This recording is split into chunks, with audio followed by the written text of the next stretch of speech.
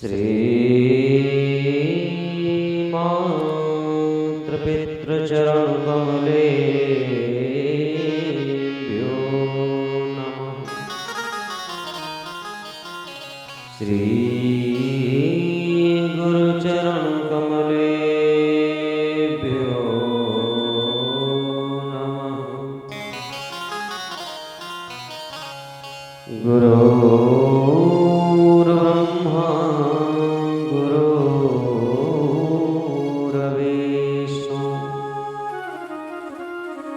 गुरुर्देवो महेश्वरः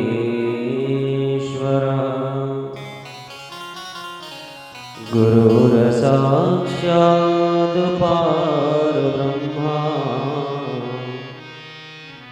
तस्मै श्री गुरुवे नमः। गौरांगं रसमयं नित्यं रसाचार्यरसो सुखम् श्रीराम हर्षण देवाज्ञं सद्गुरुं प्रणमाम्यहम्। सीतानाथसमारम्भा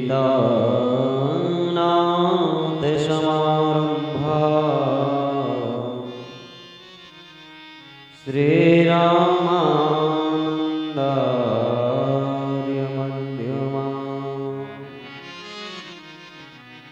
अस्मदाचार्यपर्यन्ता वन्दे श्री गुरुपरम्परा।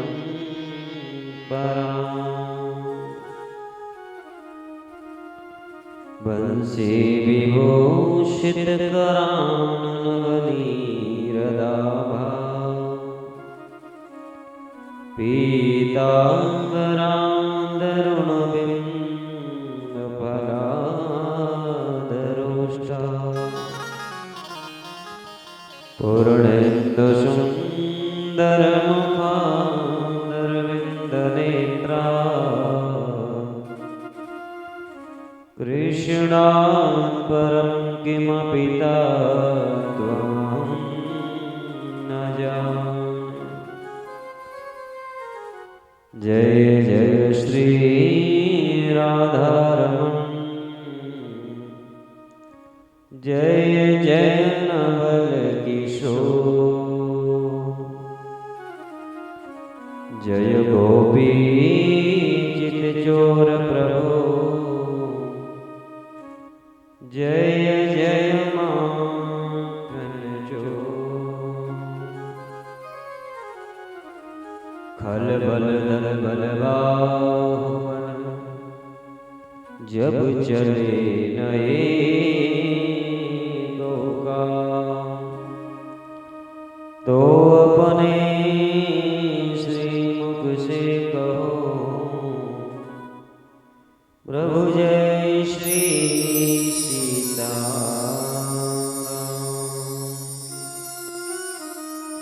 आई हनुमान जी विराजिए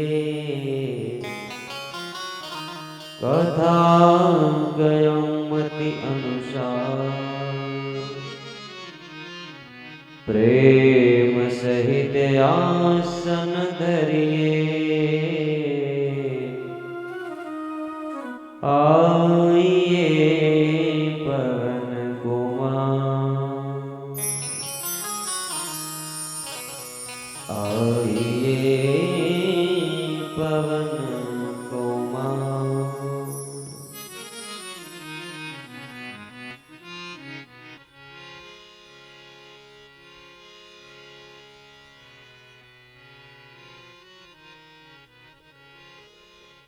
जय श्री राम जय जय श्री राम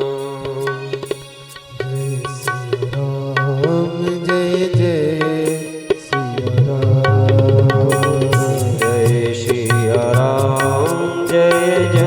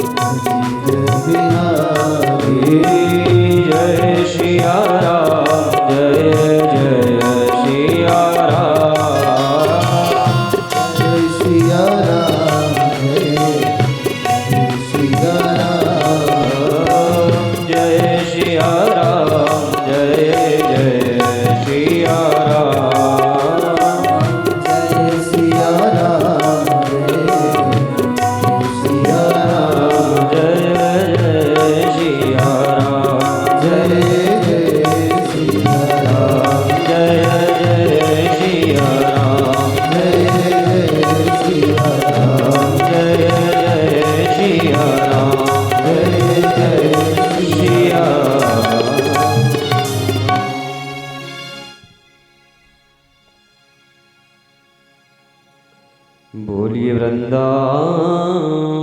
बिहारी लाल की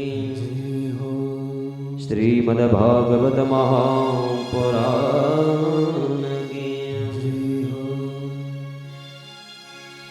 उपस्थित सती अनुसुईया साध्वी मदालसा की पावन पग चरणों पर चलने वाली समस्त माताएं, धर्मानुरागी बंधु,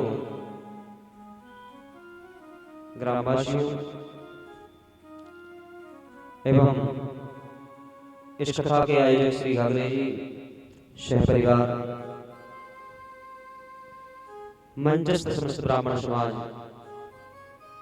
शांतिगण एवं नन्हे मुन्ने बाल गोपाल बाबू भक्तों, पराधि परिक्लेश परब्रह्म परमात्मा अकारण करुणा प्रणालय भक्ति वांछा कल्पतरु सत्यजिदानंद यशोदानंद भगवान बाके बिहारी जी की जब असीम कृपा होती है तब मानव की सुंदर देह की प्राप्ति होती है और मानव देह को पाकर के जिस पर भगवान की अति कृपा होती है उसे सत्संग प्राप्त होता है। मानव जीवन को पाकर के हम लोग निरंतर 5 दिनों से भागवत गंगा में अवगाहन कर रहे हैं तथा कि आज पंचम दिवस दोपहर कालीन सत्र में प्रवेश करें। उसके पूर्व भगवान गणेश के चरणों में बंधन, प्राम्बा भगवती जगदम्बा के श्री चरणों में बंधन, भगवान भोले बाबा को वंदन करते हुए माता पिता की चरणों में बंधन, साक्षात भगवान श्री राधा कृष्ण की वामेंगे स्वरूपा श्रीमद् भागवत कथा को वंदन करते हुए प्रातः स्मरणीय पूज्यपाद अनंत श्री विभूषित धर्म सम्राट जगत गुरु शंकराचार्य भगवान के चरणों में वंदन करते हुए आप सभी को मेरी ओर से जय श्री सीताराम। आइए कथा में हम लोग प्रवेश करें। क्योंकि आज तो वैसे भी समय से हम लोग बहुत लेट, जब आरती का समय है तब प्रारंभ कर रहे हैं, लेकिन हो ही वही जो राम रचि राखा, को कई तरह के बढ़ा वही शाखा। मालिक की मर्जी के बिना कुछ नहीं होता और 6 बातें भगवान ने अपने पास में रखी है। 6 चीजें परमात्मा के हाथ में होती है, ये हमारे बस की नहीं है। हानि लाभ जीवन मरण यश अपयश विधि। हानि लाभ जीवन मरण यश और अपयश, ये 6 चीजें परमात्मा के हाथ में है। आज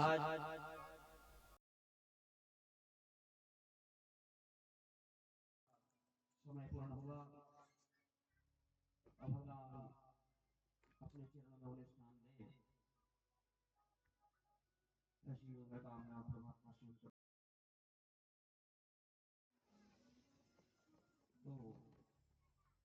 घटना से आप लोग अवगत है। इसी कारण आज समय कथा का थोड़ा विलंब हुआ। आइए जब तक परमात्मा की कृपा हो हम 10-5 मिनट आधा घंटे जो आपको भी भगवान सुनाना चाहें चर्चा करेंगे।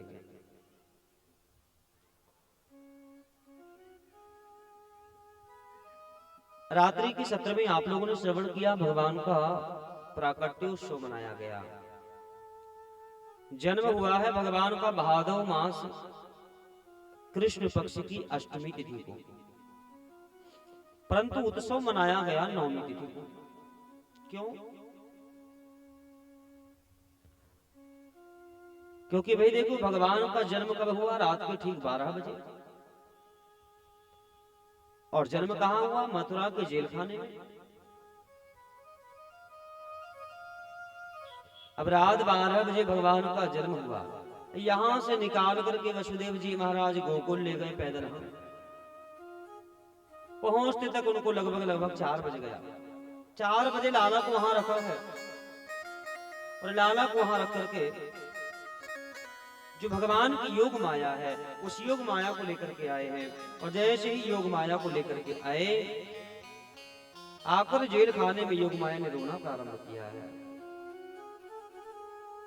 योग माया जब आई तो सारे बंधन, सारे पहरेदार सब जाग गए और आवाज सुन कंस आया, कन्या को मारने का प्रयास किया, पर कन्या आकाश में चली जाती है और अष्टभुजा रूप धारण करके कहती है, कंस पापी किम मया हतया नंद जातः खलु तवांत कृतौ यत्र क्वा वा पूर्वशत्रुरमा हिंसी कृपणान्रथा इति प्रभाषितं देवी माया भगवती भुवि बहुनामानिकेतेषु बहुनामा बभूवः।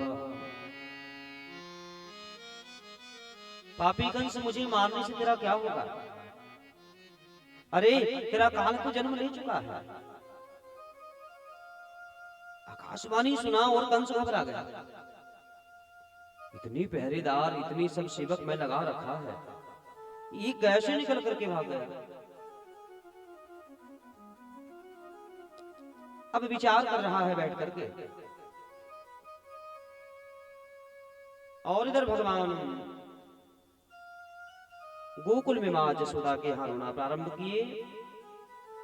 और प्रातः काल जैसे सब ब्रजवासियों को पता लगा है कि जसोदा को लाला हुआ है ना, इतने प्रसन्न है गए हैं, इतने प्रसन्न है गए हैं, सब लोग आकर के बधाई दे रहे हैं। नंदस्त्वात्मजे उत्पन्ने जातहलादो महामनाः आहूय विप्राणवेदज्ञा स्नातः सुचीर्णङ्कृतः साजित्वासस्तयनं जातकर्मात्मजस्य वै कारयामास विधिवत् पितृदेवार्चनं तथा धेनूनां नियुते प्रादा विप्रेभ्यः समलङ्कृते तिलाद्रेण सप्तरत्नौघ सातकौम्भाम्बरावृता। नंद बाबा ने जब सुना ना मुझे बेटा हुआ है, इतने प्रसन्न हो गए, उदार मना होकर के 2 लाख गौदान करने का संकल्प किया है। 2 लाख 7 तिल के पहाड़ दान करने का संकल्प। अब बुढ़ापे में तो बेटा हुआ है ना भाई।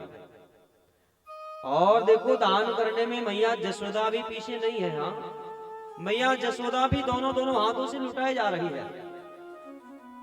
और जसोदा ने कह दिया,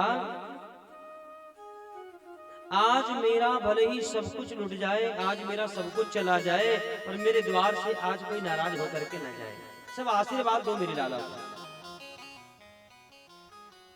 आज गोपियां इतनी प्रसन्न होकर के ले रही है जसोदा से, और दोनों हाथों से लुटाई जा रही है जसोदा, दोनों हाथों से।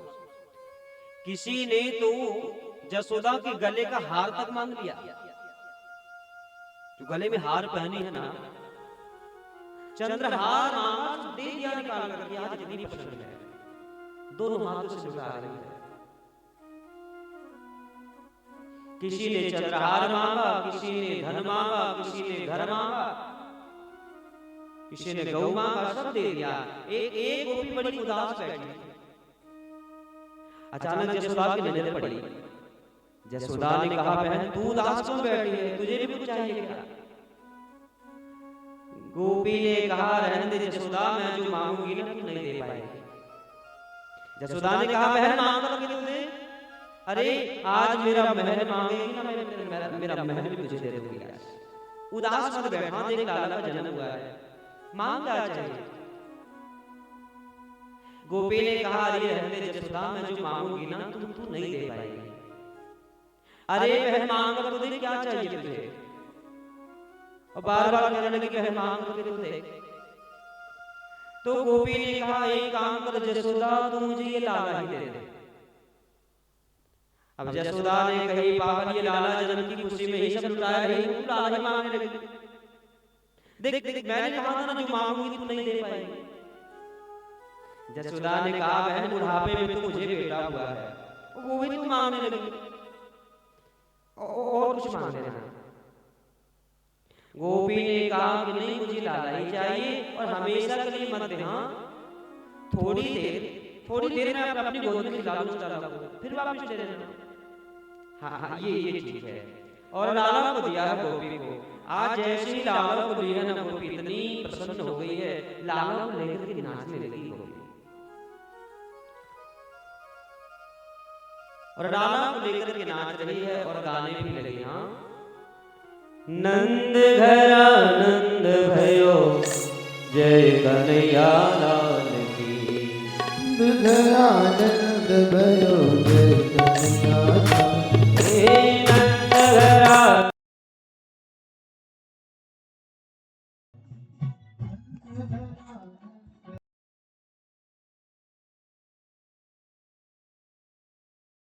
की जय हो, गोपाल की जय, कन्हैया लाल की जय हो, गोपाल की जय, कन्हैया लाल की जय हो, गोपाल की जय, कन्हैया लाल की जय हो, गोपाल हे की। नंद घरा नंद भयो जय कन्हैया लाल की।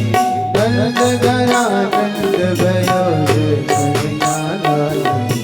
पूनम के चंद्र जैसे शोभा है लाल की। पूनम के चांद जैसे शोभा है लाल की। पूनम के चंद्र जैसे शोभा है लाल की। पूनम के चांद जैसे शोभा है लाल की।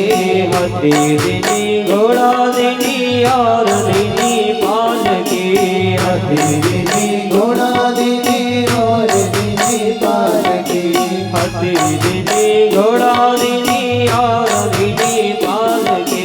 हाथी दीदी घोड़ा दीदी और दीदी पाल की। हे नंद घरा नंद भयो जय कन्हैया लाल की। नंद घरा नंद भयो जय कन्हैया लाल की। हे नंद घरा नंद भयो जय कन्हैया लाल की। नंद घरा नंद भयो जय कन्हैया लाल की।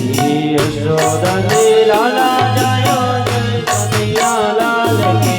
यशोदा ने लाला जयो जय गोपाल की। यशोदा ने लाला जायो जय कन्हैया लाल की। यशोदा ने लाला जयो जय कन्हैया लाल की। हे नंद घरा नंद भयो जय कन्हैया लाल की। नंद घरा नंद भयो जय कन्हैया लाल की। नंद घरा नंद भयो जय कन्हैया लाल की। नंद घरा नंद भयो जय कन्हैया लाल की। नंद घर आनंद भयो जय कन्हैया लाल की। इस प्रकार गाती हुई आज सारी गोपियां नृत्य कर रही है। और आज प्रत्येक गोपियां जब लाला के दर्शन करी है ना, आज सब गोपियों को ऐसा लग रहा है कि लाला हमारा ही बेटा है। टकटकी लगा करके देखी जा रही है और कहते हैं 4 दिन कैसे निकल गए पता ही न चला। जो गोपी लाला के दर्शन करने आई है ना, अब वो घर जाने का नाम ही नहीं ले रही है। इतने सुंदर है लाला, इतनी सुंदर है ना। एक बार जो गोपी लाला को देख ली, वो टकटकी लगा करके देख रही है। 4 दिन हो गया, कोई घर जाने का नाम ही ना ले। 4 दिन बाद भोले बाबा कैलाश पर विचार करने लगे कि भाई मैं भी तो लाला के दर्शन करने जाऊंगा। ये माताएं जल्दी निकले तो मैं निकलूं। भाई पुरुषों का नंबर आएगा तो पुरुषों के बीच में मैं भी चला जाऊंगा। परब्रज की गोपियां हैं जो आई है और जो लाला को देखा है, तो अब लाला को छोड़ने का मन ही नहीं हो रहा है। टकटकी लगा के देखी जा रही है। तो शिव जी ने विचार किया कि भाई अब क्या करूं, दर्शन कैसे हो। तो पार्वती से कहा, पार्वती लाला के दर्शन करने चले क्या। पार्वती ने कहा, बाबा आप अकेले चले जाओ। अरे पार्वती क्या है ना, मैं अकेला तो चला जाऊंगा पर दर्शन नहीं हो पाएगा। बोले क्यों। अरे वहां देखो वो गोपियां कैसे टकटकी लगा करके देख रही उस लाला को। उसे छोड़ करके जाए, पुरुषों का नंबर आए तो मैं भी जाऊं। वो तो जाने का नाम नहीं ले रही है और मुझे लाला के दर्शन करना है। तो पार्वती ने कहा मेरे साथ जाओ तो कैसे हो जाएगा? अरे एक काम कर पार्वती, तू एक गोपी बन जा और मैं छोटा सा बच्चा बन जाता हूं, तेरा हाथ पकड़ करके चलूंगा। पार्वती ने कहा वहां कोई पूछेगा ये कौन है तो क्या बताऊंगी? तो कह देना मेरा बेटा है। शिव जी ने कहा कह देना कि मेरा बेटा है। पार्वती ने कहा नहीं नहीं बाबा, ये गलती दोबारा नहीं करने वाले हम। अरे पिछली बार एक बार गलती करी थी मैं, आपकी माँ सीता जी बनकर बैठ गई थी ना मैं, आपने हमेशा के छोड़ दिया था। इस बार फिर छोड़ने का विचार है क्या? नहीं नहीं बाबा, इस बार मैं गलती नहीं करूंगी। हाँ, इस बार तुम्हारी माँ नहीं बनने वाली। और पार्वती जी शिव जी को छोड़ करके चली गई। अच्छा, पार्वती जी क्यों नहीं ले गई भाई?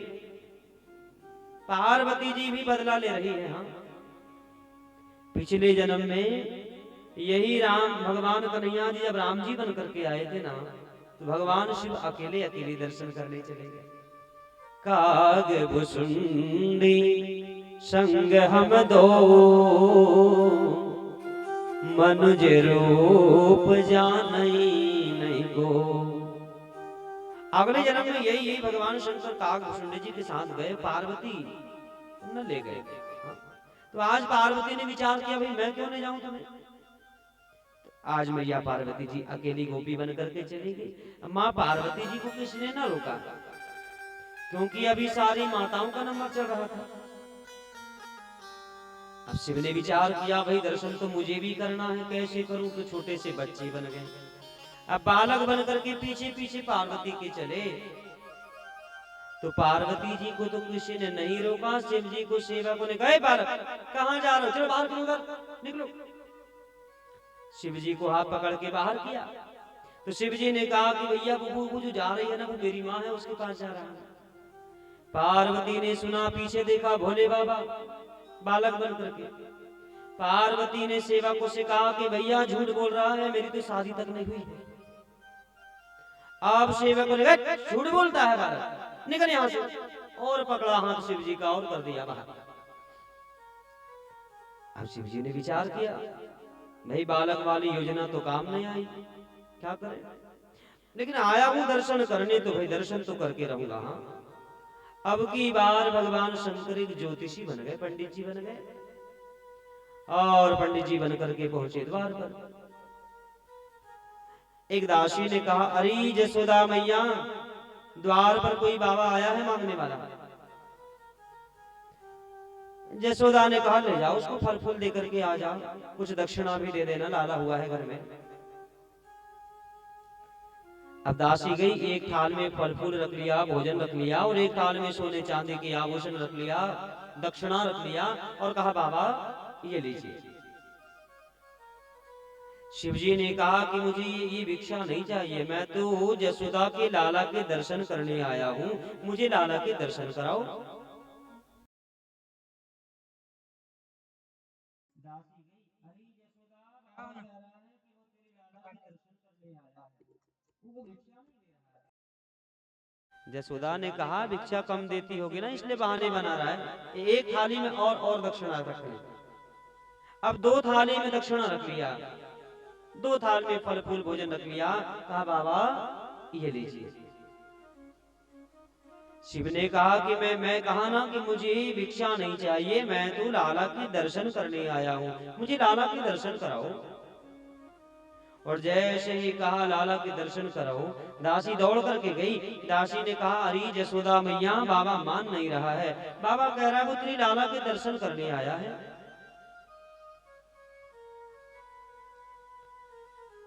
जसोदा ने विचार किया कि भाई ऐसा कौन सा बाबा है जो भिक्षा न लेकर के मेरी लाला के दर्शन करना चाहता है, देखो तो जरा। अब जसोदा गई, जसोदा ने कहा बाबा भिक्षा कम हो तो और दे दूं क्या? शिवजी ने कहा जसोदा मैं तुम्हारे लाला के दर्शन करने आया हूं, मुझे लाला के दर्शन कराओ। अब जसोदा मैया को थोड़ा सा डर भी लग रहा है। हाँ, बाबा जान पहचान का है नहीं, ये बड़ी बड़ी इसकी जटा है, भभूत रमाए हुए बैठा है, और मेरा लाला है 4 दिन कहां देख करके डर गया। तो जसोदा ने कहा बाबा आपको भिक्षा लेना है तो लो, और नहीं तो निकलो यहां से। मैं अपने लाला के दर्शन नहीं कराने वाली। हाँ, आप निकलो यहां से। शिव जी ने कहा मैं लाला के दर्शन करने आया हूं, दर्शन करके ही जाऊंगा। हाँ, और दर्शन नहीं कराएगी ना तो मैं यहीं बैठा रहूंगा। अब जसोदा को गुस्सा आई और जसोदा ने कहा सेवकों से इधर आओ, ये बाबा का हाथ पकड़ो, करो बाहर इसको यहाँ से। सेवकों ने हाथ पकड़ा, बाबा चलो चलो निकलो यहाँ से, और हाथ पकड़ के शिव जी को फिर कर दिया बाहर। अब पंडित जी वाली योजना भी काम नहीं आई भाई,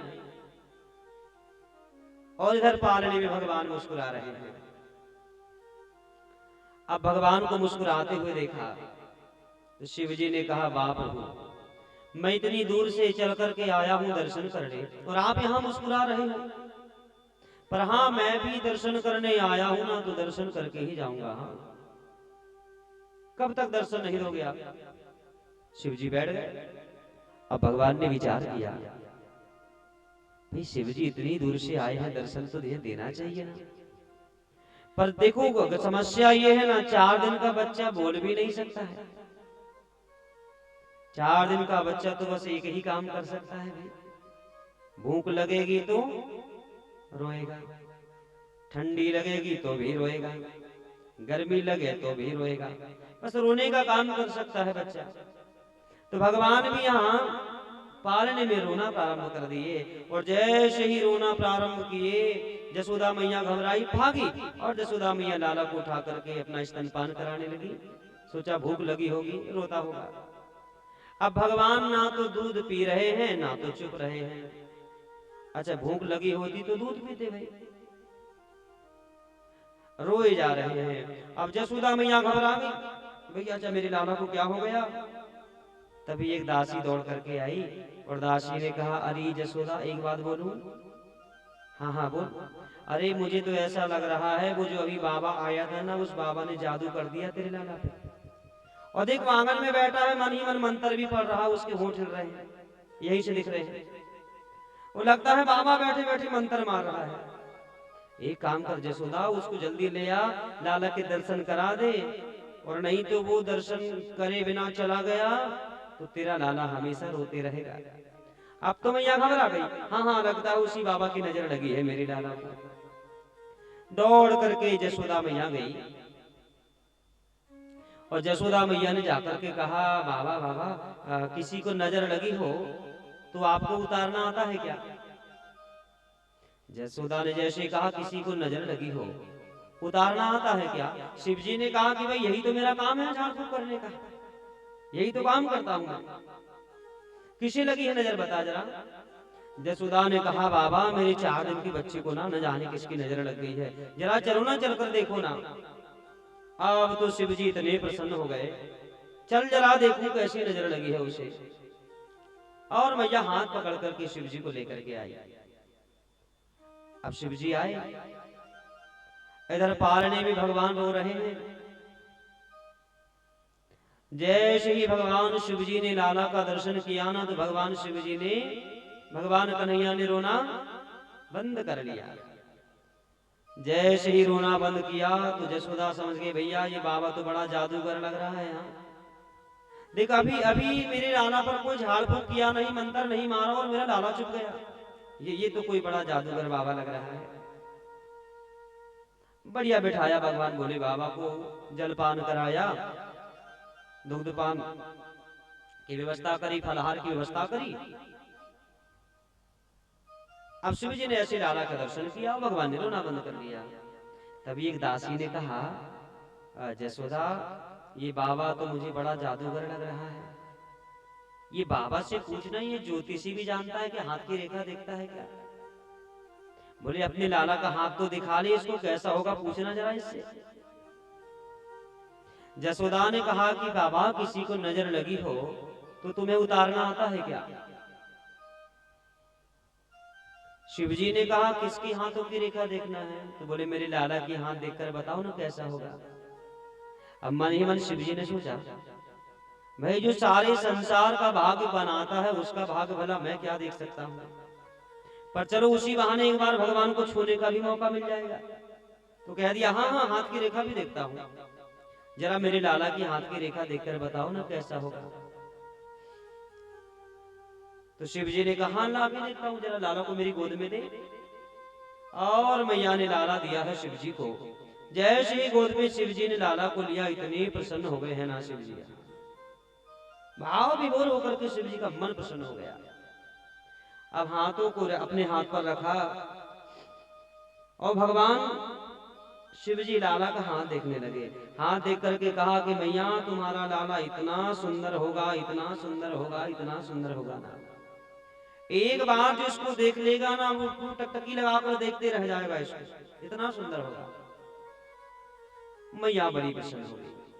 और बताऊं मैया, एक बार जो इसका नाम लेगा ना उसके कई जन्मों के पाप नष्ट हो जाएंगे, ऐसा तुम्हारा लाला होगा। हाँ, और बताओ ना बाबा, और आगे क्या होगा? तो बातों ही बातों में शिव जी ने कहा मैया ये बड़ा होकर के ना जो तुम्हारा लाला है ये एक नंबर का चोर निकलेगा। अब जसोदा ने कहा बाबा मेरे घर कोई चीज की कमी है क्या जो माँ ये चोरी करेगा? बोले क्या चुराएगा? बोले ये माखन चुराएगा और एक नंबर का चोर निकलेगा, कभी पकड़ा नहीं जाएगा।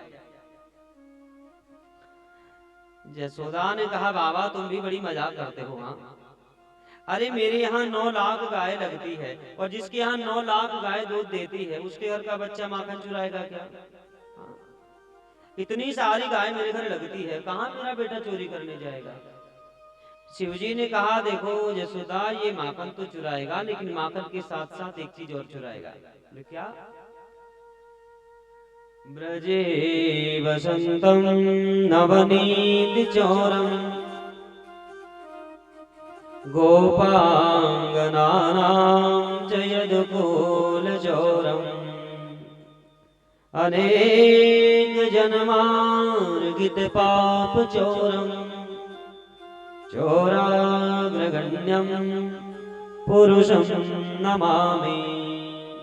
ये ऐसा चोर होगा भैया, ये माखन तो चुराएगा ही चुराएगा लेकिन माखन के साथ साथ ये गोपियों के हृदय से अनेक जन्मार्गित पाप चौरम, गोपियों के हृदय से अनेकों जन्मों के पापों का भी हरण करेगा, ऐसा चोर होगा।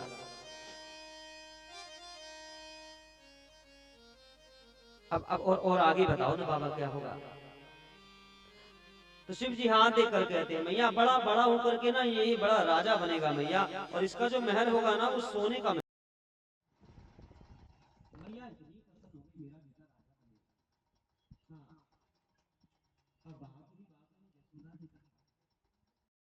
सब तो ठीक है, जरा ये बताओ ना मेरी बहू कैसी आएगी घर में? अब तो जैसे ही बहू का नाम सुना तो भगवान शिव जी तो मुस्कुराने लगे। बोले बाबा बताओ ना बहू कैसी आएगी? शिव जी ने कहा मैया एक दो हो तो बताऊं। बोले मैया तेरी जो बहू होगी ना वो 16,108 होगी। जसोदा ने कहा बाबा बहुत मजाक करते हो, एक तो मेरा लाला है और जो तो बुढ़ापे में तो एक को बेटा हुआ है, इतनी सारी बहू क्या करूंगी मैं? एक आध बहू बताओ कोई अच्छी सी कैसी होगी? हाँ, शिव ने कहा जसोदा ये मैं अपनी तरफ से थोड़ी कह रहा हूं, देख इसकी जो विवाह वाली रेखा है ना ये सबसे लंबी है। हाँ?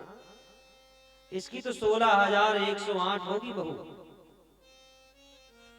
देखो माताओं को बहू की बड़ी जल्दी होती है। हाँ, बस बेटा 20-21 का हुआ और माता जी कहती है महाराज जी बहू बताओ ना अच्छी सी बहू मिल जाए।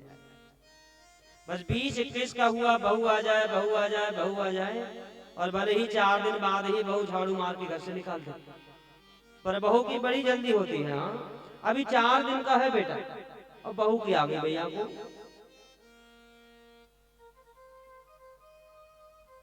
और बताओ ना बाबा क्या होगा? अब शिव जी ने विचार किया कि भाई अगर सारी बात मैं बता दूंगा और कहीं धोखे से ये मुंह से निकल गया कि मैया ये 11 वर्ष की बात तुम्हें छोड़ करके चला जाएगा तो मैया तो अभी से दुखी हो जाएगी, और जो प्रेम भगवान मैया से करना चाह रहे हैं वो प्रेम नहीं कर पाएगी मैया। जो प्रेम मैया को देना भगवान चाह रहे हैं वो प्रेम न कर पाएगी। इसलिए भगवान शिव ने कहा देखो यशोदा अभी तुम्हारा लाला छोटा है, 4 दिन का तो है ना, इसके हाथों की रेखा बराबर आई नहीं है, जितनी रेखा आई थी वो मैंने बता दिया। अगली बार कभी आऊंगा ना 2-4 महीने में, फिर सब बता दूंगा। और इस प्रकार शिव जी ने दर्शन किया है और दर्शन कर शिव जी चले गए। उसके बाद शिव जी गए। इधर कंस ने जब से सुना है ना, मेरा मारने वाला जो मेरा काल है, देवकी का 8वां लाल है, वो जन्म ले चुका है, उसको नींद नहीं आ रही है रात में। एक इमरजेंसी मीटिंग बुलाया और सबको कहा कि भाई मेरा जो काल है वो जन्म ले चुका है, पर कौन है मुझे पता नहीं, क्या करना है उसका बताइए। सब अपनी अपनी राय दे रहे हैं। एक सलाहकार ने कहा कि महाराज ऐसा करते हैं, तुम्हें मारने वाला जो तुम्हारा काल है ये ज्यादा से ज्यादा 4 दिन का होगा बस। क्यों ना ऐसा किया जाए, 10 दिन के अंदर में मथुरा के आसपास 10 किलोमीटर में जितने भी बालकों ने जन्म लिया है सबको मरवा देते एक तरफ से। कोई ना कोई तुम्हारा काल होगा। और 1-2 घंटे का ही तो टाइम मिला था वसुदेव को। 1-2-4 किलोमीटर ही कहीं आसपास छोड़ करके आया होगा किसी गांव में। 10 किलोमीटर के अंदर जितने भी बालक हैं सबको मार देते हैं। ये योजना बनाई और ये काम दे दिया गया एक राक्षसी को, नाम है पूतना। ये पूतना जो है 14 चतुर्दशी तिथि के दिन गई, 14 के दिन गई। ये 14 ही क्यों गई और पूतना का अर्थ क्या है? कौन है पूतना? पूत का एक अर्थ होता है ज्ञान और ना का अर्थ होता है नहीं, अर्थात जिसमें ज्ञान ना हो वह है पूतना। अविद्या को पूतना कहा गया है। गीता में भगवान अर्जुन को कहते हैं, नाहि ज्ञानेन सादृशम, नाहि ज्ञानेन सादृशम, नाहि ज्ञानेन सादृशम पवित्र विदते, नाहि ज्ञानेन सादृशम पवित्र विदते। इस संसार में सबसे पवित्र वस्तु है तो वह है ज्ञान। ज्ञान से बढ़कर पवित्र कुछ नहीं है। और जिसमें ज्ञान ना हो वह है पूतना। अविद्या को पूतना कहा। और अविद्या जो है, अज्ञान जो है, ये 14 स्थानों पर रहता है। अविद्या 14 स्थान पर रहती है। 5 ज्ञानेंद्रिय, 5 कर्मेंद्रिय, मन, बुद्धि, चित्त और अहंकार। इन 14 स्थानों पर पूतना हमेशा निवास करती है। इसलिए पूतना चतुर्दशी को ही गई। पूतना का एक अर्थ और बताया। पूत का अर्थ होता है पुत्र और ना का अर्थ होता है नहीं, अर्थात जो छोटे छोटे बालकों को जीवित न बचने दे वह है पूतना।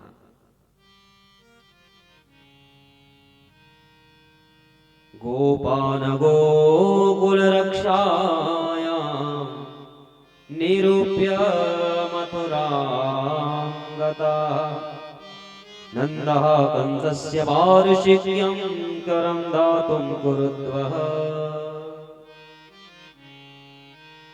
इधर महाराज नंद बाबा ने विचार किया कि भाई मैं लाला जन्म की खुशी में इस बार वार्षिक कर चुकाना ही भूल गया। तो महाराज कंस को वार्षिक कर चुकाने के लिए कुछ बूढ़े गोपों को गोकुल का भार देकर के नंद बाबा मथुरा पहुंच गए कंस को वार्षिक कर चुकाने। और कंस ने योजना बनाई और कंस ने इधर पूतना नाम की राक्षसी को भेजा है। और राक्षसी कैसे गई है? कंसेन प्रहिता घोरा पूतना बालघातिनी, शिशुं सचार निघ्नन्ति पुरग्राम व्रजादिषु। कंसेन प्रहिता घोरा पूतना बालघातनी। ये बालघातनी पूतना छोटे छोटे बच्चों को मारती हुई गोकुल पहुंची है। और मार कैसे रही है? अपने स्तनों में कालकूट नामक विष लगा करके आई है। स्तनम कालकूटम, कालकूट नाम का जहर लगा करके जैसे ही गोकुल पहुंची है, और इतनी सुंदर इतनी सुंदर इतनी सुंदर गोपी बन करके गई है ना, साक्षात श्री देवी बन करके। श्री माने लक्ष्मी, लक्ष्मी सा स्वरूप बना करके पूतना पहुंची है गोकुल में। और यहाँ गोकुल में जैसे ही नंद भवन में पहुंची है, उसको किसी ने रोका नहीं। क्यों? देखो, जब से लाला का जन्म हुआ है, लाला 6 दिन के हो गए। ब्रज की जितनी गोपियां हैं, ये सब लाला के दर्शन करने के लिए गई। और अभी माताओं का नंबर चल रहा था, तो कोई भी माताओं को रोक नहीं रहा था, और कोई किसी को देख तक नहीं रहा था एक दूसरे को। हाँ, सब तो बस लाला को टकटकी लगा करके देख रही है।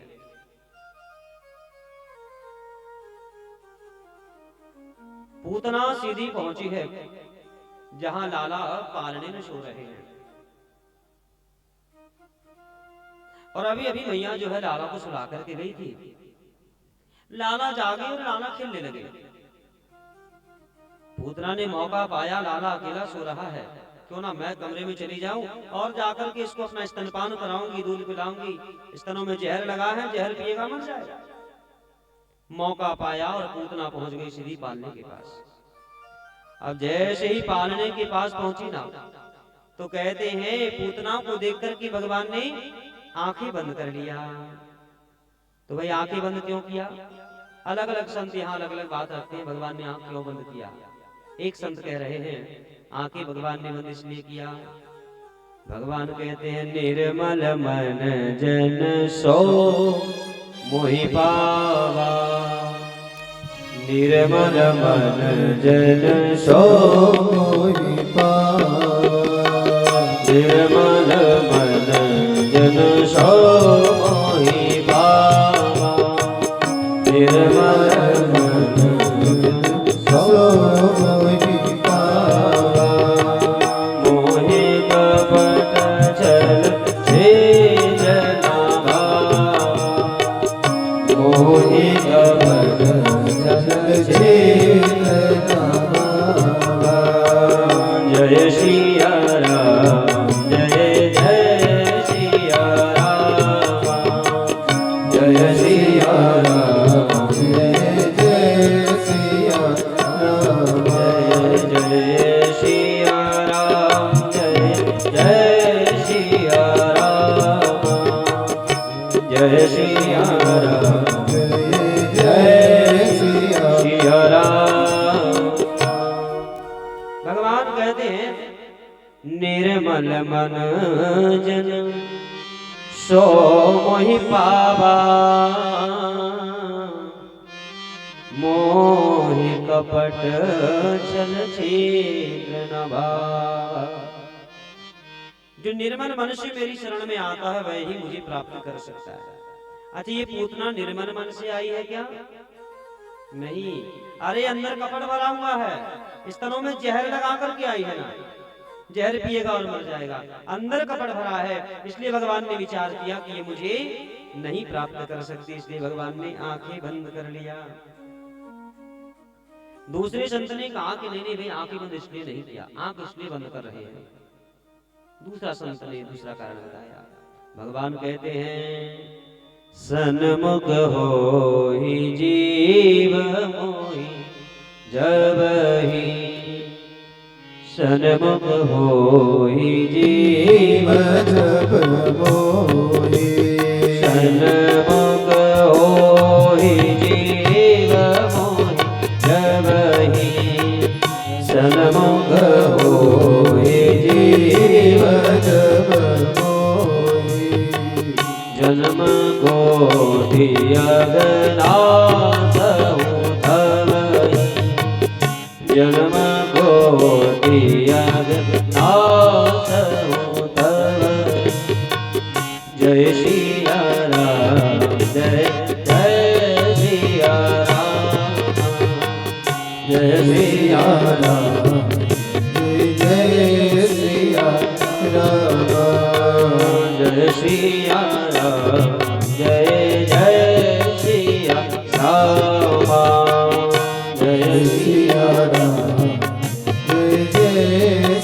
राम जय सिया राम जय जय सिया राम जय सिया राम जय जय सिया राम जय जय सिया राम जय जय सिया राम जय सिया राम जय जय सिया राम सन्मुख होए जीव मोहि जब हे जन्म कोटि अग नासहु तबहि। भगवान कहते हैं कि जब कोई जीव मेरे सामने आता है और जैसे मेरी दृष्टि उस जीव पर पड़ती है तो उस जीव के एक नहीं कोटि कोटि माने करोड़ करोड़ों जन्म के पाप समाप्त हो जाते हैं जब कोई जीव मेरे सामने आता है। मेरी दृष्टि पड़ते ही उसके करोड़ों जन्म के पाप नष्ट हो जाते हैं। तो भगवान ने विचार किया ये पूतना राक्षसी है और मेरे सामने आई है, अगर मेरी दृष्टि इस पर पड़ जाएगी तो इसके करोड़ों जन्म के पाप नष्ट हो जाएंगे और जब पाप नष्ट हो जाएंगे तो मैं इसको मार नहीं सकता, क्योंकि परित्राणाय साधूनां विनाशाय च दुष्कृतां। गीता में भगवान कह रहे हैं ना, मेरा जो अवतार होता है ये साधुओं के कल्याण के लिए और दुष्टों के विनाश के लिए होता है। अब अगर पाप ही समाप्त हो गए तो मैं मार नहीं पाऊंगा, इसलिए मानो भगवान ने आंखें बंद कर लिया कि इसके पाप ही समाप्त ना हो। तीसरे संत ने कहा कि नहीं भाई आंखें बंद इसलिए नहीं किया, आंख इसलिए बंद किया। भगवान ने विचार किया कि भाई मैं आया हूं ब्रज में दूध माखन और दही खाने, अब दूध माखन दही तो आज तक मिला नहीं, पूतना आई है तो ये जहर लगाकर आई है और जहर तो मैंने कभी पिया नहीं। तो भगवान ने विचार किया कि भाई जहर पीने वाले देवता कौन से हैं? भोले बाबा। तो मानो भगवान कन्हैया जी ने आंखें बंद किया और आंखें बंद करके भगवान शंकर को याद करने लगे। बोले भोले बाबा पूतना आपके लिए नाश्ता लेकर के आई है, आओ और जहर वाला नाश्ता तुम कर लेना और दूध वाला मैं कर लूंगा। तो मानो आंख बंद करके भगवान कन्हैया जी शंकर को याद कर रहे हैं, कह रहे हैं कि बाबा ये जहर आप पी लेना और दूध मैं पी लूंगा। इसलिए आंखें बंद किया और शंकर को याद कर रहे हैं। चौथे संत ने कहा कि नहीं भाई आंख बंद इसलिए नहीं किया, आंख इसलिए बंद किया। भगवान विचार कर रहे हैं, देखो कोई भी काम जब हम प्रारंभ करते हैं तो सबसे पहले देवताओं की स्तुति करना चाहिए, देवताओं की पूजा करना चाहिए, माने मंगलाचरण करना चाहिए। हम आपको कथा सुनाने बैठते हैं तो पहले मंगलाचरण करते हैं, देवताओं की स्तुति करते हैं। क्यों? क्योंकि जिस काम को हम प्रारंभ कर रहे हैं उसमें कोई विघ्न बाधा ना हो, कार्य कृपा आपकी कृपा से संपन्न हो, इसलिए मंगलाचरण किया जाता है, देवताओं की स्तुति किया जाता है। तो आज भगवान विचार कर रहे हैं कि जिस काम के लिए मैं आया हूं राक्षसों को मारने के लिए, आज से काम चालू हो रहा है, तो काम चालू करने के पहले कम से कम मंगलाचरण तो कर लूं भगवान का। तो आंख बंद करके मानो भगवान मंगलाचरण कर रहे हैं, इसलिए आंखें बंद कर लिया। पांचवी संत ने कहा कि नहीं भाई आंख बंद इसलिए नहीं किया, दूसरा कारण बताया।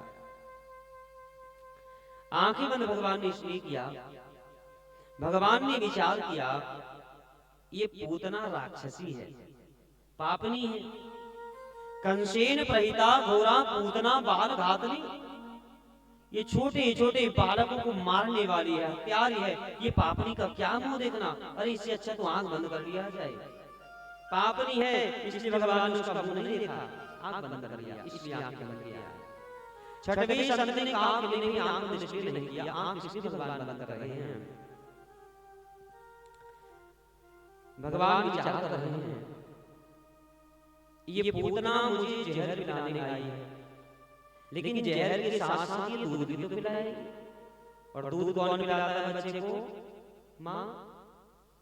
जब ये मुझे दूध पिलाएगी तो ये मेरी माँ के समान हो जाएगी, और मेरी माँ के समान हो जाएगी तो इसको इसका उद्धार करना मेरा कर्तव्य है, इसकी सदगति होना चाहिए। तो भगवान आंखें बंद करके विचार करने लगे इसको मार करके कौन से लोग भेजना है।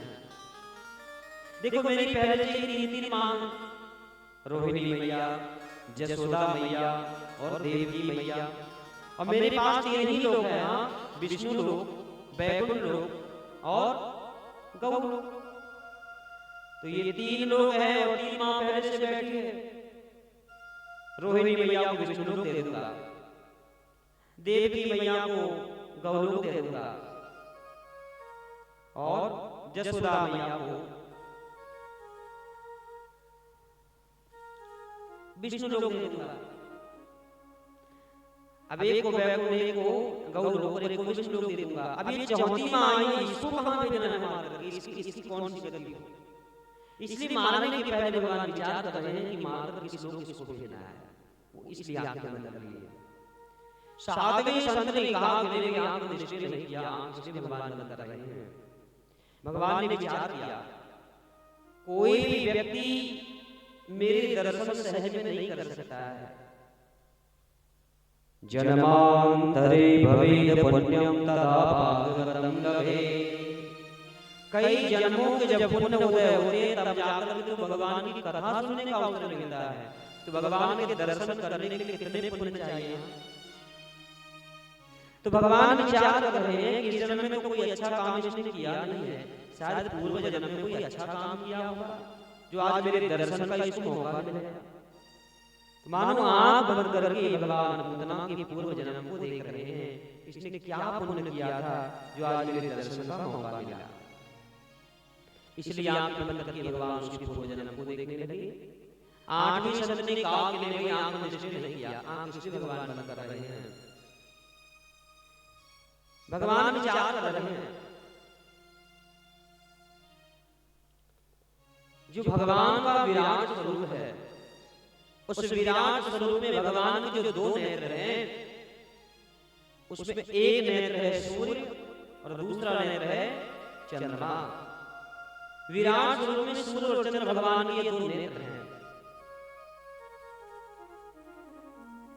अब जब भगवान यहाँ विचार करने लगे पूतना को मारकर कहाँ भेजना है, तो सूर्य और चंद्रमा ने सोचा कि कहीं ये पूतना को मारकर हमारे ही लोक में ना भेज दे कि जहाँ सूर्य लोक चली गया या चंद्र लोक चली गया। तो मानो अपने आप ही सूर्य चंद्रमा ने महाराज इसको यहाँ मत भेजना। और जैसे सूर्य चंद्रमा ने दरवाजा लगाया तो अपने आप भगवान की आंखें बंद हो गई। इसलिए आंख बंद हो गई। 9वें संत ने कहा कि नहीं मेरी आंख बंद इसलिए नहीं कि आंख इसलिए बंद कर रहे हैं। भगवान विचार कर रहे हैं, जहर होता है कड़वा। अब मैंने भगवान शिव को बुलाया और भगवान शिव ने आया तो जहर मुझे ही पीना पड़ेगा। अब जहर मैं जब पीऊंगा तो कैसे पीऊंगा? तो विचार करने लगे, माताओं का ज्यादा अनुभव होगा। आपके यहाँ जब बेटा होता है और बच्चा जब छोटा होता है, 4-6 महीने का हो, साल भर का हो, और कभी कभी बेटा बीमार हो जाता है, बुखार आ जाए, सर्दी जुकाम हो जाए, तो डॉक्टर दवा देता है। अच्छा, दवा मीठी होती है तो बच्चा चाट करके पी जाता है, पर कड़वी भी तो कड़वी दवा नहीं पीता है, कड़वी दवा उबलने लगता है। अब जब बच्चा कड़वी दवा बाहर उबलने लगता है तो फिर माँ कैसे पिलाती है उसको दवाई? हाँ, एक चम्मच में दवा लेती है और चम्मच में दवाई लेकर के बच्चे की नाक दबा देती है। जैसे नाक दबा कर चम्मच पलटाई, नाक बंद है ना तो बच्चा बाहर नहीं निकल पाता है और गटक जाता है। और जैसे कड़वी दवा गटकता है तो आंखें बंद कर लेता है और आंख बंद करके उसको गटक जाता है। तो ठीक है, ऐसे भगवान विचार कर रहे हैं कि भाई मैंने शिव को बुलाया और शिव जी नहीं आए तो कड़वा जहर भी मुझे ही पीना पड़ेगा। तो जैसे एक छोटा बच्चा कड़वी दवा आंख बंद करके गटक जाता है, वैसे मैं भी जहर को आंख बंद करके गटक जाऊंगा। इसलिए मानो भगवान ने अभी से आंखें बंद कर लिया। अब आंख बंद करने के तो इतने कारण है भाई, 3 घंटे इसी पे निकल जाए तो कारण समाप्त नहीं होने वाले। भगवान ने आंखें बंद किया। पूतना ने मौका पाया, पूतना लाला को लेकर के अपना स्तनपान कराने लगी और जैसे ही पूतना ने स्तनपान कराया, भगवान उसके पहले जहर को पीने लगे, जहर के बाद भगवान ने दूध का पान किया और उसके बाद भगवान उसके प्राणों को खींचने लगे। और जब भगवान प्राणों को खींचने लगे तो पूतना घबराई और लाला को लेकर बाहर भागी है। बाहर जैसे भागी इतने विकराल स्वरूप में पूतना आई ना, इतने विकराल स्वरूप में पूतना आ गई, आकाश मंडल में लेकर हो गई और आकाश मंडल में भगवान पूतना के प्राणों को खींचने लगे। और जैसे ही प्राणों को खींचने लगे तो पूतना कहती है, अरे लाला सुन क्या कर रहा है? भगवान ने कहा, मोशी एक बार किसी को पकड़ लेता हूँ फिर कभी छोड़ता नहीं, एक किसी को पकड़ता नहीं और पकड़ लिया तो फिर अधूरे में छोड़ने वाला नहीं, वहां पार लगा कर कभी छोड़ूंगा। सावन चमुंचाल प्रवासनी, अरे लाला सुन क्या कर रहा है? भगवान ने कहा, न छोड़ना सिखाई नहीं। और भगवान ने जैसे ही प्राण का हरण किया, धड़ाम से आकर गिरी है पूतना। जब पूतना गिरी तो कहते हैं पूतना के शरीर के गिरने से 6 कोस में जितने पेड़ पौधे सब चूर चूर हो गए।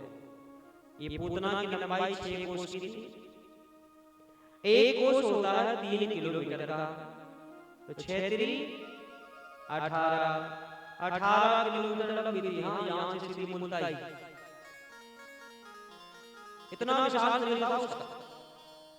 उसकी आंखें तो ऐसी दिखती जैसे 35 हाथ गहरा हुआ हो, इतनी बड़ी आंखें थी पूतना। शरीर भी देखो 18 किलोमीटर लंबा। अब 18 किलोमीटर लंबा है तो कम से कम 2 किलोमीटर का तो मुंह ही रहा होगा उसका। और 3 कोस की चौड़ी थी, 3 3 9 किलोमीटर की मोटी ताजी थी पूतना। जब गिरी धड़ाम से पूरे वृक्ष को चूर चूर कर दिया। जय श्री पूतना के गिरने की आवाज हुई, ऐसा लगा मानो भूकंप आ गया। जैसे सुदामिया घबराई में लाला पालने और दौड़ी देखा तो लाला पालने में नहीं है, अब तो बेहोश होकर गिर पड़ी। बाहर निकल के देखी तो लाला बैठा है ऊपर और मैया चढ़ी लाला को उतारा है और उतार करके मैया ने लाला को स्नान कराया, लाला की नजर उतारी है। इस प्रकार पूतना का उद्धार हुआ। एक मराठी पुस्तक है कल्पतरु पुराण का, उस पुराण का नाम है कल्पतरु, मराठी भाषा में है।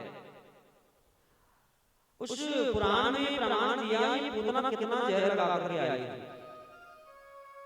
मराठी पुस्तक कल्पतरु पुराण में उसमें बताया है ये पूतना जो है 9 मन 14 किलो 64 ग्राम जहर लगा कर आई थी। 9 मन 14 किलो 64 ग्राम। हाँ, बाद में जब बनी है तो छोटी हो गई, लेकिन जब विकराल स्वरूप में विष लगाया था। और स्कंद पुराण में पता केवल एक स्कंद में जहर लगाई है, 2 में भी नहीं। कालकूट नाम विष लगा कर आई है। आज भगवान ने उसका उद्धार किया।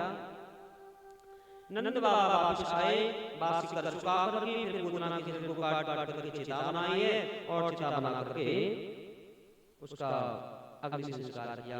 ये पूतना कहते हैं पूर्व जन्म में राजा बलि की बेटी थी, इसका नाम था रत्नमाला। जब भगवान वामन अवतार लेकर के गए, इतने सुंदर थे ना वामन भगवान, इतने सुंदर थे। वामन भगवान को देख करके रत्नमाला के मन में बात आई, काश इतना सुंदर मेरा बेटा होता तो मैं इसको अपना स्तनपान कराती, दूध पिलाती। मन के भाव को जानकर भगवान ने कहा कि ये मौका अगले जन्म में तुझे जरूर मिलेगा, तू मुझे दूध पिला देना। लेकिन जब भगवान ने 2-3 पग भूमि मांगा और 2 ही सपना दिया, छल कर लिया, तो वही पूतना कहने लगी, भाई रत्नमाला कहने लगी, अरे ऐसा मेरा बेटा होगा मैं तो उसको जहर पिला कर मार देती। तो भगवान ने कहा कि भाई अभी कह रही दूध पिला दी, अब कह रही जहर पिला दे। तो भगवान ने कहा चल अगली बार आऊंगा ना, दूध भी पिला देना, जहर भी पिला देना, दोनों भी पिला। आज वही राजा बलि की बेटी रत्नमाला पूतना बन करके आई है और भगवान ने दूध जहर दोनों का पान किया, उसका उद्धार किया है। आगे भगवान थोड़े से और बड़े हुए, 3 महीने जब भगवान हुए तो पहली बार पानी में करवट बदला है। वो पहली बार करवट बदला तो मैया जब उत्सव मनाने लगी और उसी समय कंस ने एक राक्षस को भेजा है, नाम है शक्तासुर।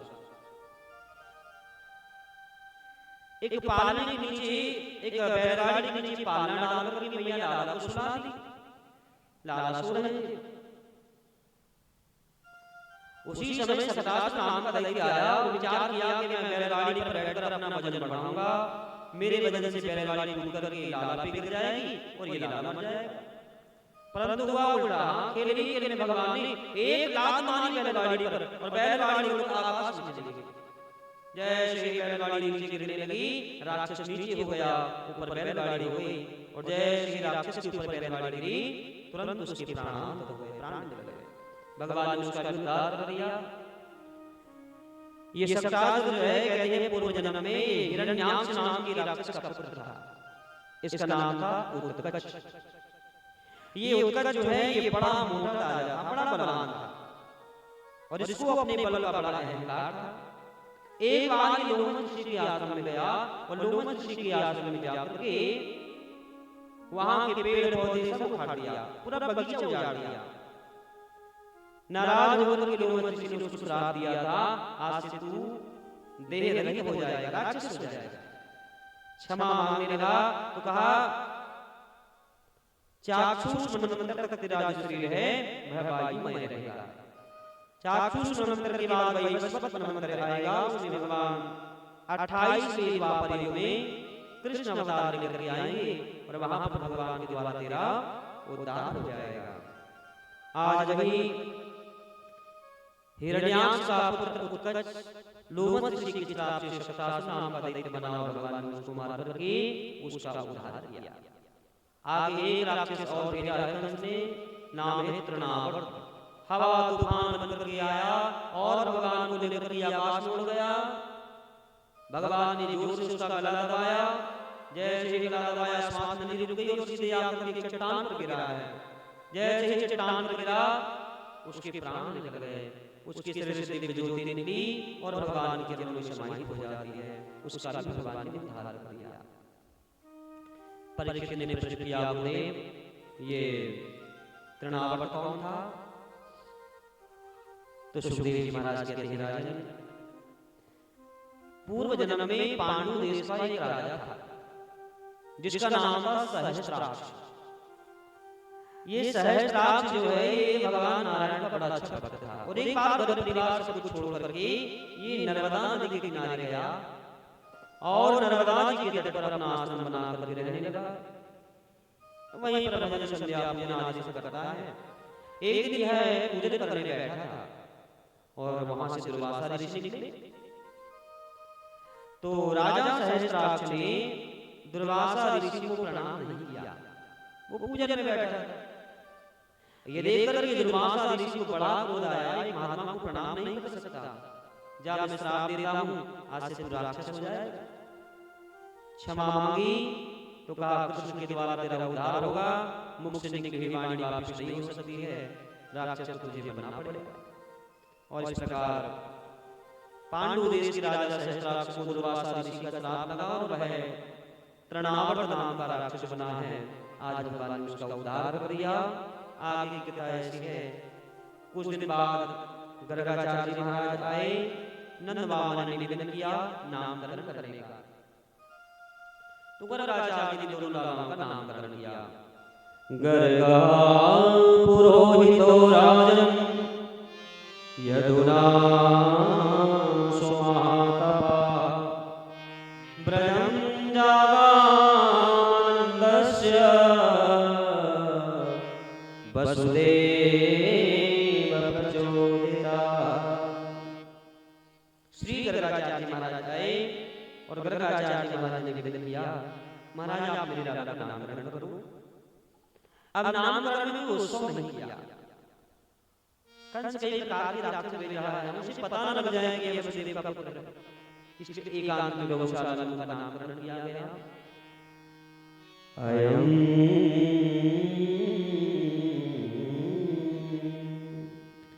अयं हि रोहिणी पुत्रो रमयन् सूर्यतो गुणैः आख्यासते रामैति बलाधिक्यादबलं विदो यदूनां पृथक् भावात् संकर्षण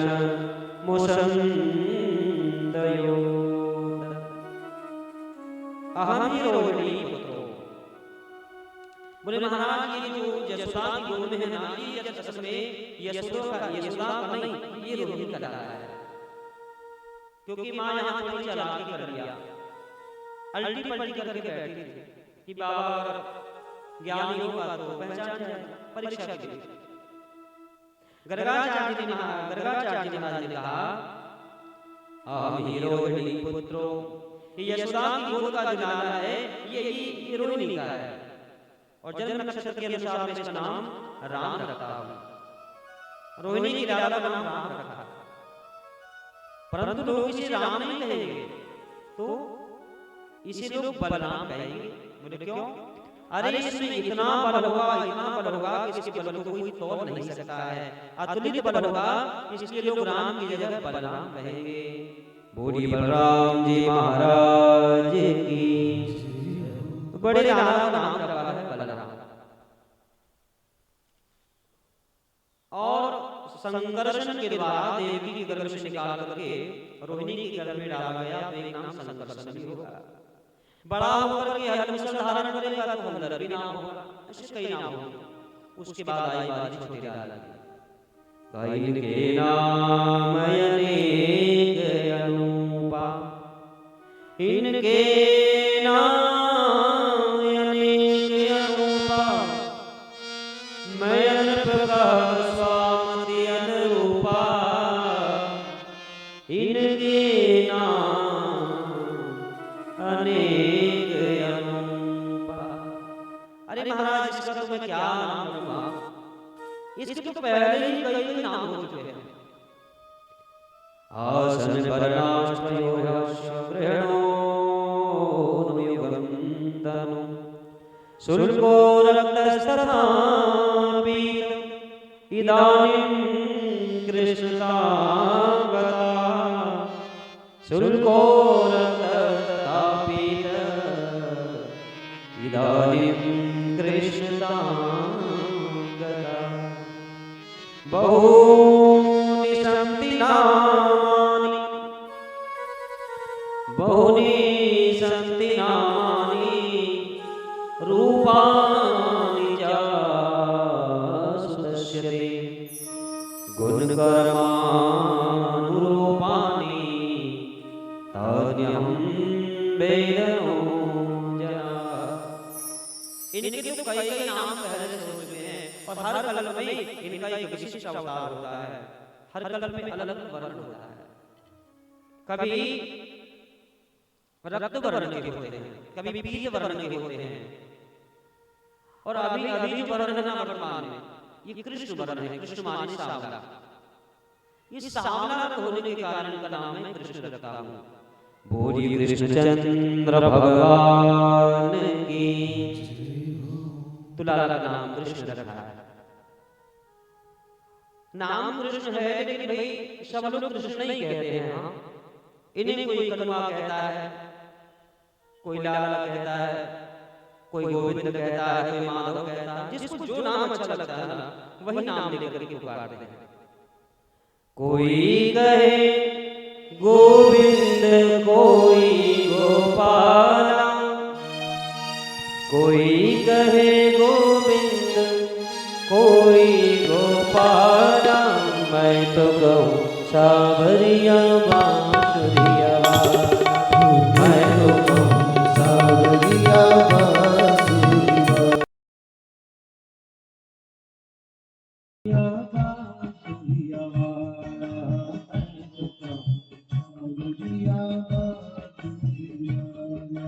कोई कहे गोविंद,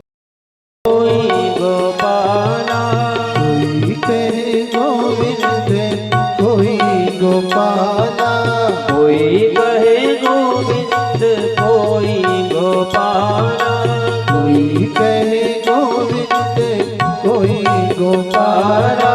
मैं तो कहूँ सावरिया बांसुरिया वाला, मैं तो कहूँ सावरिया बांसुरिया वाला। राधा ने श्याम कहा मीरा ने गिरधर, राधा ने श्याम कहा मीरा ने गिरधर।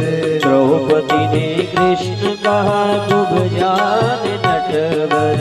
द्रौपदी ने कृष्ण कहा खूब जान नटवर।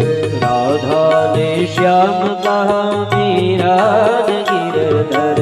राधा ने श्याम कहा मीरा ने गिरधर।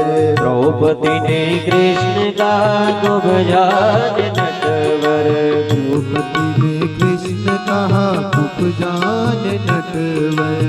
ग्वाले तो उनको कहते गोपाला। ग्वाले तो उनको कहते गोपाला। मैं तो गौ सवरिया बांसुरिया वाला। मैं तो गौ सावरिया बांसुरिया वाला। मैं तो गौ सवरिया बांसुरिया वाला। मैं तो गौ सभी लोग आइए ना तालियों की सेवा में। बांसुरी वाला। कोई कहे गोविंद कोई गोपाला। कोई कहे गोविंद कोई गोपाला। कोई कहे गोविंद कोई गोपाला। कोई कहे गोविंद कोई गोपाला। मैं तो गौ सवरिया बांसुरिया वाला। मैं तो गौ सावरिया बांसुरी वाला। भैया तो उनको कहती कन्हैया। भैया तो उनको कहती कन्हैया। घनश्याम कहते हैं बलराम भैया। घनश्याम कहते हैं बलराम भैया। भैया तो उनको कहती कन्हैया। भैया तो उनको कहती कन्हैया। घनश्याम कहते हैं बलराम भैया। घनश्याम कहते हैं बलराम भैया। सूर्य की आंखों में तुम हो उजाला। सूरज की आंखों में तुम हो उजाला। मैं तो गौ सावरिया बांसुरिया वाला। मैं तो गौ सावरिया बांसुरी वाला। मैं तो गौ सावरिया बांसुरिया वाला। मैं तो गौ सावरिया बांसुरी वाला। कृष्ण जी के बनवारी अर्जुन के मोहन। कृष्ण जी के बनवारी अर्जुन के मोहन। छलिया कह के बुलाए दुर्योधन। छलिया कह के बुलाए दुर्योधन। भीष्म जी के बनवारी अर्जुन के मोहन। भीष्म जी के बनवारी अर्जुन के मोहन। छलिया कह के बुलाए दुर्योधन। छलिया कह के बुलाए दुर्योधन। कंस तो कहता है जल कर के काला। कृष्ण तो कहता है जल कर तो काला काला। मैं तो कहूँ सवरिया बांसुरिया वाला। मैं तो कहूँ सावरिया बांसुरी वाला। मैं तो कहूँ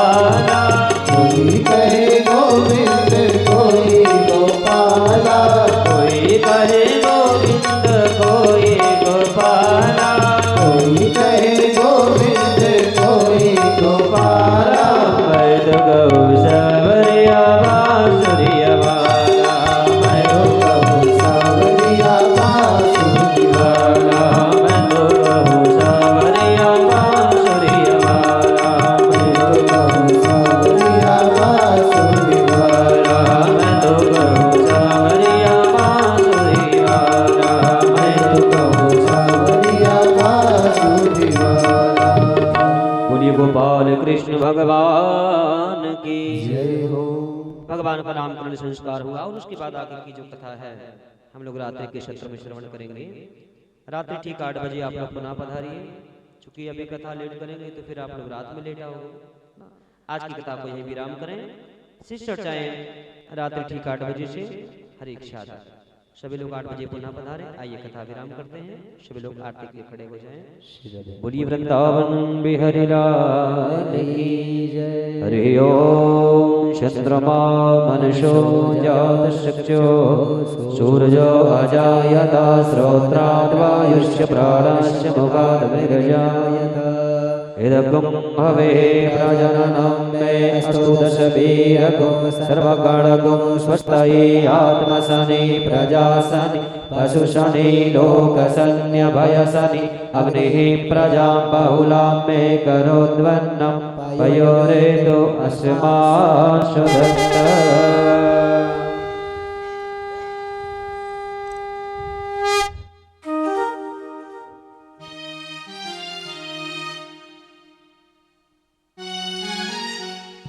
श्री भागवत भगवान की है आरती। पापियों को पाप से है तारती। श्री भागवत भगवान की है आरती। पापियों को पाप से है तारती। श्री भागवत भगवान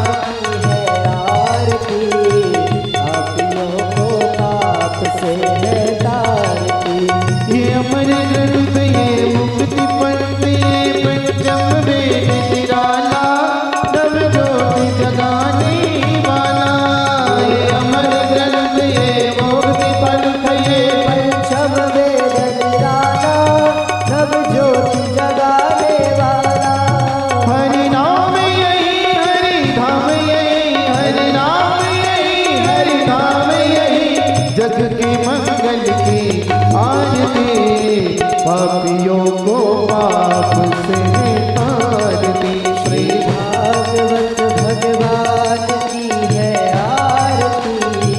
पापियों को पाप से है तारती।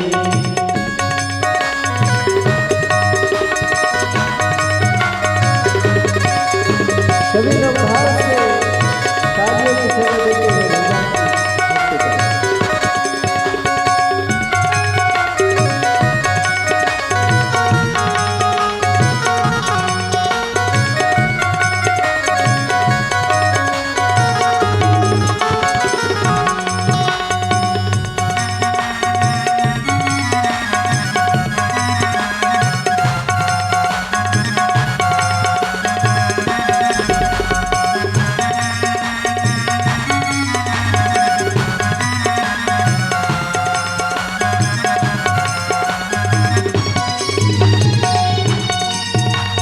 शांति गीत पावन पुनीत पापों को मिटाने वाला हरि रस कराने वाला। ये शांति गीत पावन पुनीत ये मिटाने वाला हरि रस कराने वाला। ये सुख करनी ये दुख हरनी। ये सुख करनी ये दुख हरनी। श्री मधुसूदन की आरती।